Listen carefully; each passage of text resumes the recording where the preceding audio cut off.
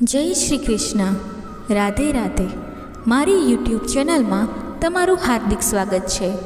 મિત્રો, જો તમે અમારી ચેનલમાં નવા હો તો ચેનલને લાઈક, સબસ્ક્રાઈબ જરૂરથી કરશો, જેથી તમને નવા વિડીયો જોવા મળતા રહે. તો શરૂ કરીએ આજનો વિડીયો. જૂનાગઢ ગિરનાર તળેટીમાં આવેલ ભવનાથમાં મહાશિવરાત્રિનો મેળો શરૂ થવા જઈ રહ્યો છે. આ મેળામાં ભારતના જુદા જુદા સ્થળોથી હજારો સાધુ સંતો આવીને ધૂણી થકાવીને બેસી જાય છે. આ મેળાનું મુખ્ય આકર્ષણ છે નાગા બાવાઓનો સરઘસ, જેમાં તેઓ હેરતભર્યા દાવ રજૂ કરે છે. ભોલેનાથના પ્રતિવાદ સમાન મહાશિવરાત્રિનો આ મેળો વાજતે ગાજતે શરૂ થશે. આ મેળો 6 દિવસ સુધી ચાલે છે. આ મેળામાં ભારત સિવાય વિદેશોમાંથી પણ સાધુ સંતોની પધરામણી થાય છે. આ મેળામાં મહાનગરપાલિકા દ્વારા સ્ટોલ ઊભા કરવામાં આવે છે, જેમાં નાના મોટા વેપારીઓ પોતાના રોજીરોટીની શરૂઆત પહેલા દિવસથી જ કરી દે છે. આ મેળામાં 6 દિવસ સુધી ભજન અને ભોજન સાથે મહાશિવરાત્રિનો મેળો રંગ લાવશે. આ મેળા માટે પોલીસનો પૂરતો બંદોબસ્ત પણ કરવામાં આવે છે. આ મેળાનો મહિમા અનોખો છે. દર વર્ષે 8 થી 10 લાખ લોકો મેળાને માણવા દૂર દૂરથી આવે છે. વધુ ભીડ તો જ્યારે નાગા બાવાઓનો સરઘસ મહાવદ 14ને દિવસે નીકળે છે ત્યારે થાય છે. ભવનાથ મહાદેવ અને મૃગીકુંડ જૂનાગઢનો ઇતિહાસ. સિદ્ધરાજ સોલંકી રણકદેવીને ઉપાડીને ઉપરકોટમાંથી ચોરી છુપીથી નાસીને વઢવાણનો માર્ગ સાધે છે, ત્યારે રાણકે ગિરનારને આપેલો ઠપકો કોણ ભૂલી શકે? ગોઝારા ગિરનાર વડામણ વેરીને કયો, મરતારા ખેંગાર ખડેલી ખાંગો ન થયો. ગિરનારની તળેટીમાં આવેલા પુરાણ પ્રસિદ્ધ દામોદર કુંડમાં પ્રિયજનના અસ્થિ પધરાવીને રેવતી કુંડમાં સ્નાન કરી મૃગીકુંડ અને ભવનાથના દર્શને આવેલો કોઈ અનામી વિયોગી મૃગીકુંડને પૂછે છે, મરઘીકુંડના કાંઠડા તને કેતા જુગ થયા? પથ્થર તો શું જવાબ આપે? એટલે લોકકવિ પુનઃ પ્રશ્ન દ્વારા ઉત્તર વાળે છે, મરઘીકુંડના કાંઠડા તને કહેતા જુગ થયા, માડું હતા તે હાલીવ્યા, પાણ જ પડાર્યા. સ્વજન તો સીધાવી ગયા ને તમે પથ્થરા જ અહીં રહ્યા. પથ્થરને માનવીએ કરેલો ઉભાલંબ આ દુહામાં ચોટદાર રીતે વ્યક્ત થયો છે. સૌરાષ્ટ્રના જે મુખ્ય શિવાલયો છે તેમાં ભવનાથ પણ એક છે. ગીર તળેટીમાં વનરાજી સભર વાતાવરણમાં ભવનાથ અને તેની બાજુમાં મૃગીકુંડ આવેલા છે. લોકકથા મુજબ 7 પૈકીના એક અમરાતમાં અશ્વત્થામાં શિવરાત્રિની મધ્યરાત્રિએ મૃગીકુંડમાં સ્નાન કરે છે તેવી કથા પણ છે. ગિરનાર 84 સિદ્ધોનું નિવાસસ્થાન છે. યોગીઓની તપોભૂમિ અને સાધુ સંતો માટે માનો ખોળો છે. પ્રાચીન શિવાલયોની ઉત્પત્તિ કથા મોટે ભાગે પ્રાપ્ત નથી હોતી. જૂના શિવાલયો બહુધા ગીચ જંગલમાં કે વસ્તીથી દૂર સ્થપાતા. ભવનાથ મંદિરની પણ આવી એક કથા છે. જગતપિતા બ્રહ્માએ મહાદેવને સંસારમાં રહી સંસારીઓના સુખ દુઃખનું સમાપન કરવાની વિનંતી કરી. શંકરે પૃથ્વી ઉપર નજર દોડાવી. વનરાજીથી આભૂષિત એવો રેવતાચળ ગિરનાર તેમની નજરે ચડ્યો. ગિરનારના ખોળે તેમને આસન ભીડ્યું. બીજી બાજુ કૈલાશમાં મહાદેવને ન જોતા પાર્વતીએ શોધખોળ આરંભી. શંકરને દેવોએ સૃષ્ટિ પર મોકલ્યા છે એ જાણી પાર્વતી ક્રોધે ભરાયા. પતિની શોધખોળ કરતા પાર્વતી જ્યારે શંકરે જ્યાં આસન વાળેલું ત્યાં આવ્યા. પાછળ બીજા દેવતાઓ પણ હતા. શંકર ભગવાન ભવનાથ સ્વરૂપે પ્રગટ થયા. તે દિવસે વૈશાખ સુદ પૂનમનો હતો. પાર્વતીએ અંબિકા રૂપે ગિરનાર તથા વિષ્ણુએ દામોદર રાય તરીકે દામોદર કુંડમાં વાસ કર્યો. અન્ય દેવતા સહિત નવનાથ 84 સિદ્ધો, યક્ષો, ગંધર્વોએ ગિરનારના અલગ અલગ સ્થાનોને પોતાના નિવાસ બનાવ્યા. ભવનાથ મંદિરમાં આવેલ મૃગીકુંડની પણ આવી જ એક કથા છે. કાન્યકુબ્જ નામના રાજા ભોજને તેના અનુચરે એક દિવસ કહ્યું કે રેવતાચળના જંગલમાં હરણના ટોળામાં માનવ શરીરધારી કોઈ સ્ત્રી ફરે છે. હરણની જેમ તે કૂદે છે. સ્ત્રીનું મોઢું હરણનું છે પણ શરીર મહિલાનું છે. રાજા દિવસોની મહેનત બાદ આ નવતર પ્રાણીને પોતાના મહેલમાં લઈ આવી શક્યો.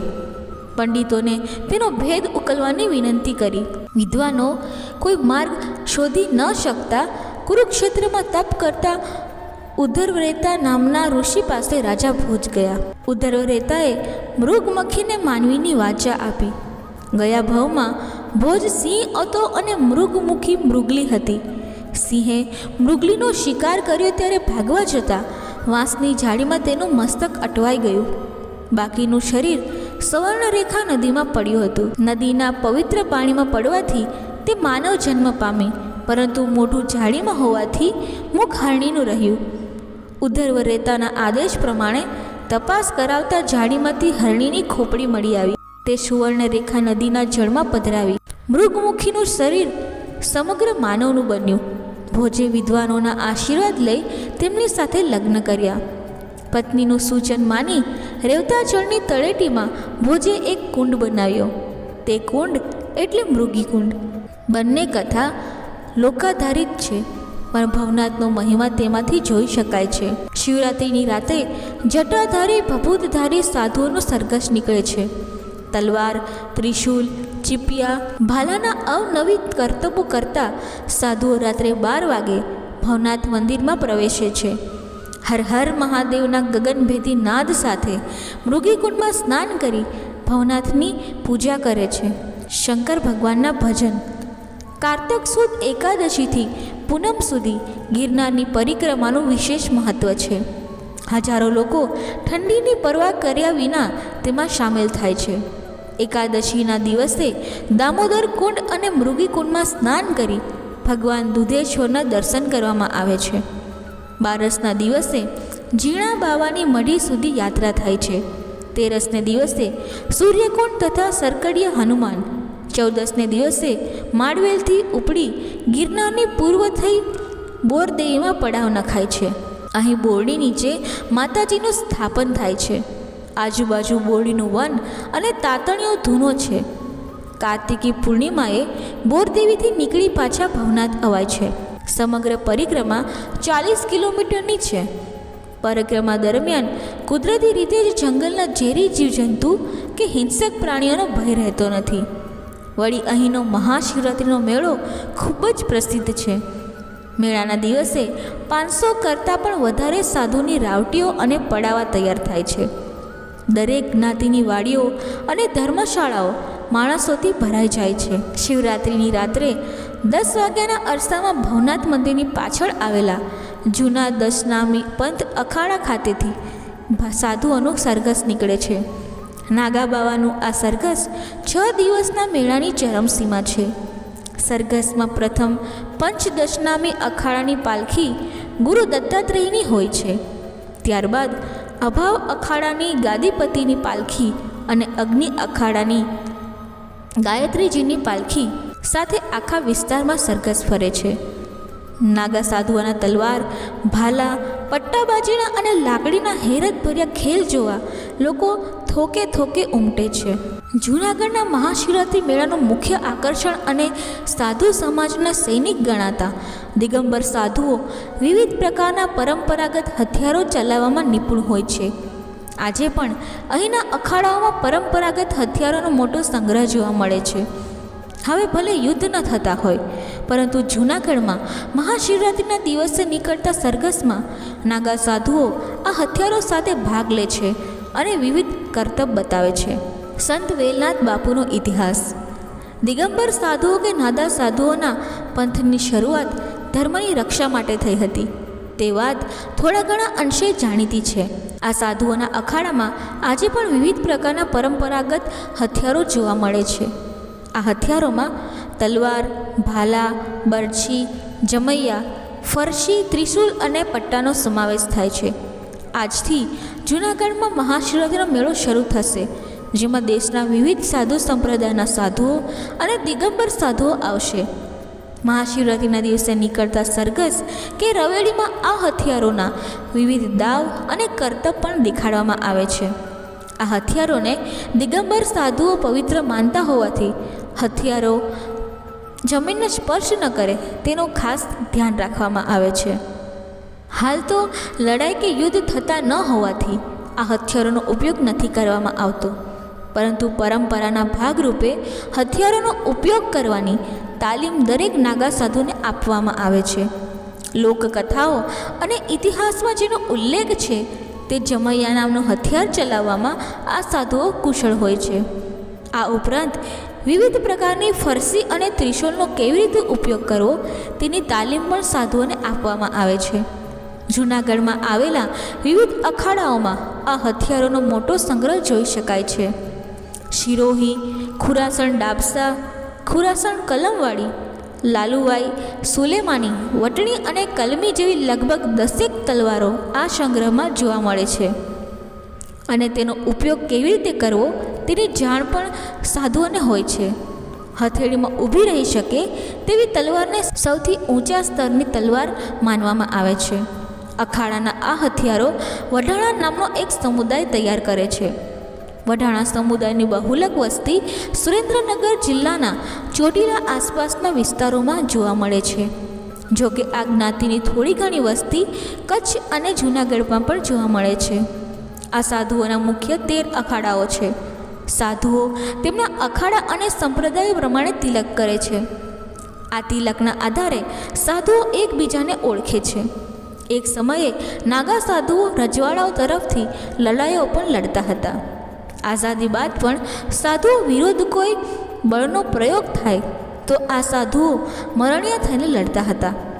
ઘાતક હથિયાર ન હોય તો પણ લાઠી દાવથી પરાસ્ત કરવાની આવડત પણ આ સાધુઓ પાસે હોય છે. સંપ્રદાય અનુસારના મુખ્ય 14 અખાડા શૈવપંથી અખાડા, પંચાયતી અખાડા મહાનિર્વાણી, પંચ અટલ અખાડા, પંચાયતી અખાડા નિરંજની, તપોધીની આનંદ અખાડા, પંચદશનામ જૂના અખાડા, પંચદશનામ આહવાન અખાડા, પંચદશનામ પંચ અગ્નિ અખાડા, વૈષ્ણવપંથી અખાડા, દિગંબર અણી અખાડા, નિર્વાણી અણી અખાડા, પંચ નિર્મોહી અણી અખાડા, ઉદાસીન અખાડા, પંચાયતી બડા ઉદાસીન અખાડા, પંચાયતી નયા અખાડા, નિર્મલ પંચાયતી અખાડા.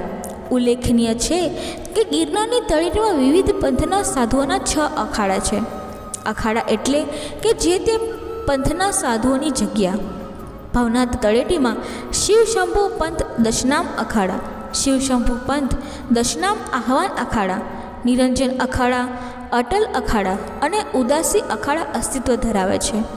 એ પૈકીના ઉદાસી અખાડાને બાદ કરતાં બાકીના તમામ પંથ શૈવપંથી છે અને બધા દિગંબર પંથી સાધુઓ છે. આ તમામ અખાડાઓમાં જે તે પંથના કેટલાક સાધુઓ કાયમી નિવાસ કરે છે અને પંથે નિર્માણ કરેલ વિધિ વિધાન મુજબ એ અખાડાઓનું જતન કરે છે. મહાશિવરાત્રિના મેળા દરમિયાન આ પંથોના અન્ય સ્થળે વસતા નાગાબાઓનું જૂનાગઢમાં પોતપોતાના અખાડાઓમાં આગમન થાય છે. જાણકાર સૂત્રોના જણાવ્યા મુજબ કદી જાહેરમાં ન આવતા આ નાગા સાધુઓ શિવરાત્રિ ઉપર અચૂક જૂનાગઢ આવે છે. આ ક્ષેત્રમાં ગળાડૂબ બનેલા જાણકારોની મત મુજબ શિવરાત્રિ ઉપર કાશી, હરિદ્વાર, નાસિક, ત્રંબક અને નેપાળ જેવા સ્થળોએ આખું વર્ષ આકરી તપસ્યા કર્યા બાદ એ પાવનકારી તીર્થધામોમાંથી નાગાબાઓ ગીર તળેટીમાં આવી જાય છે અને પોતપોતાના અખાડાઓમાં બિરાજમાન થઈ ભાવિકોને દર્શન આપે છે. મહાશિવરાત્રિની મધરાતે સરઘસ પૂરું થયા બાદ મૃગીકુંડમાં સ્નાન કરીને પછી આ સાધુઓ પોતાના મૂળ સ્થાને સીધાવી જાય છે. મહાશિવરાત્રિનું રહસ્ય કહેવાય છે કે ભગવાન વિષ્ણુ અને બ્રહ્મા વચ્ચે શ્રેષ્ઠતા અંગેનું વાકયુદ્ધ થતાં તે યુદ્ધને અટકાવવા માટે ભગવાન શંકર અગિન મહાલિંગ તરીકે ત્યાં સ્થાપિત થયા, જેનું મૂળ પાતાળથી પણ નીચે અને બ્રહ્માંડથી ઉપર સુધી હોવાથી તેનો તાગ મળતો ન હતો. ભગવાન વિષ્ણુ પાતાળથી બ્રહ્માંડ સુધી ફરી વળ્યા, પરંતુ લિંગનો તાગ મળ્યો નહીં. જ્યારે ભગવાન બ્રહ્મા બ્રહ્માંડની ઉપર સુધી ગયા, પરંતુ તેનો તાગ મળ્યો નહીં. આમ છતાં તેઓ ખોટું બોલ્યા કે તેને લિંગનો તાગ મળી ગયો છે. દત્તાત્રેય ભગવાનના 24 ગુરુઓ વિશે જાણો છો. આથી ભગવાન બ્રહ્માને શિક્ષા કરવા અગ્નિસ્તંભમાંથી ભગવાન શંકર પ્રગટ થયા અને જે 5મા મુખથી બ્રહ્મા અસત્ય બોલેલા તે મુખ કાપી નાખ્યું. ત્યારે ભગવાન બ્રહ્મા અને વિષ્ણુજી શિવજીનું પૂજન કર્યું. બધા દિવસોમાં શ્રેષ્ઠ દિવસ અને રાત્રિ ગણવાથી તેને મહાશિવરાત્રિ નામ અપાયું. તો મિત્રો, જો તમને અમારો આ વિડીયો પસંદ આવ્યો હોય તો વિડીયોને લાઈક કરો, શેર કરો અને સબસ્ક્રાઈબ કરો. ધન્યવાદ. જય શ્રી કૃષ્ણ. રાધે રાધે. હર હર મહાદેવ.